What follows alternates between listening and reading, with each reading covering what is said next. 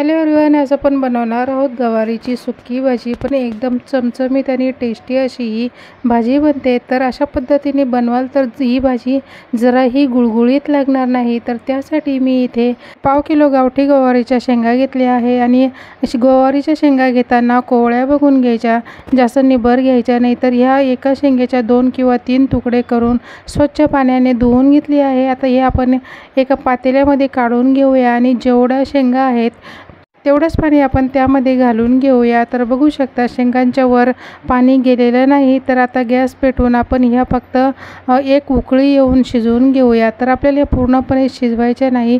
एक उकळी आल्यानंतर आपण गॅस बंद करून घेऊया आणि थंड झाल्यावर एका भांड्यामध्ये निथळून काढून घेऊया. तर आता या शेंगा आपल्या पूर्णपणे शिजवायच्या नाही, तर फक्त थोड्याशा नरम झालेल्या आहेत. तर आपल्याला अशाच शेंगा शिजवून घ्यायच्या आहेत. तर चला आता ह्या निथळत बाजूला ठेवूया.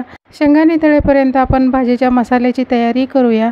कढई गरम झाल्यानंतर यामध्ये 2 ते 3 चमचे तेल घालून घेतलं आहे. तेल तुम्ही तुमच्या आवडीनुसार घ्यायचं. तेल गरम झालं तर यामध्ये आपल्याला जिरा घालून घ्यायचा आहे. तर मी पाव चमचा जिरा घातला. जिरे तडतडल्यानंतर आपण यामध्ये कांदा आणि कढीपत्ता घालून घेऊया. तर मी इथे एक मीडियम साईजचा कांदा बारीक कापून घेतलेला आहे. तर आता हा कांदा आपल्याला गुलाबी रंगाचा चांगला परतून घ्यायचा आहे. कांदा परतून झाला आहे. आता यामध्ये अर्धा चमचा अद्रक लसणाची पेस्ट घालून आता ही आपल्याला याचा कच्चेपणा जाईपर्यंत अद्रक लसणाची पेस्ट मिक्स करत राहायचं आहे आणि खमंग अशी यामध्ये परतून घ्यायची आहे. तर व्यवस्थित परतल्यानंतर यामध्ये आपण टोमॅटो घालूया. तर मी एक मीडियम साईजचा टोमॅटो वापरला आहे. तर तुम्ही जेवढी गवारीच्या शेंगा आहे त्या हिशोबाने कांदा आणि टोमॅटो वापरायचा आहे. तर टोमॅटो मिक्स करून झाल्यानंतर पटकन शिजला जावा म्हणून यासाठी आपण यामध्ये थोडं मीठ घालून घेऊया आणि मिक्स करून घेऊया. तर आपला कांदा आणि टोमॅटो चांगला शिजला गेलेला आहे आणि एकदम मऊ असे टोमॅटो झालेले आहे. आता यामध्ये आपण जी नितळवून घेतलेली गवार होती ती घालून घेऊया. तर सगळी गवारीच्या शेंगा घालून घेतल्या आहे. आता ह्या मसाल्यामध्ये आपल्याला ह्या शेंगा 1 ते 1.5 मिनटं चांगल्या परतून घ्यायच्या आहे. त्यामुळे शेंगांचा थोडाफार उग्रपणा असेल तो निघून जातो आणि खायला जराही गुळगुळीत लागत नाही. एकदम टेस्टी अशा ह्या शेंगा लागतात. तर आता हे मिक्स करून झाले आहे. आता यामध्ये आपण मसाले घालून घेऊया. तर इथे मी 1 चमचा लाल तिखट म्हणजे मिक्स मसाला घेतलेला आहे. अर्धा चमचा धना पावडर आणि हळद घालून घेतली. मीठ घालून घ्यायचं आहे. मीठ जरा कमी वापरले कारण टोमॅटो शिजतानाही मीठ वापरलं होतं. त्यामुळे मीठ हे जरा अंदाजानेच वापरायचं आहे. तर आता हे सगळे मसाले घातल्यानंतर आपण मिक्स करून घेऊया.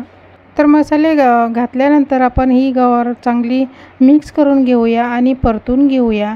अशा पद्धतीने केली तर एकदम टेस्टी ही भाजी होते. तर एकदम कमी वेळेमध्ये ही भाजी तयार होते. तर आपण ही टिफिनलाही देऊ शकतो. तर आता ही भाजी चांगली मिक्स करून झालेली आहे. तर आता यावर आपण झाकण ठेवूया आणि जोपर्यंत यातलं तेल अलग होत नाही तोपर्यंत आपण परतून घेऊया. तर 2 मिनिटांनी आपण झाकण काढलं आहे आणि या भाजीतून तेल हे पूर्ण अलग झालेलं आहे. तर बघू शकता किती छानपैकी मसाला हा गवारीला लागला गेला आहे आणि चमचमीत अशी ही मसाल्याची भाजी आपली तयार झालेली आहे. तर यामध्ये तुम्ही शेंगदाण्याचा कूट घातला तरी पण खूप छान टेस्टी होते. तर आता यावर आपण कोथिंबीर घालूया आणि मिक्स करून घेऊया.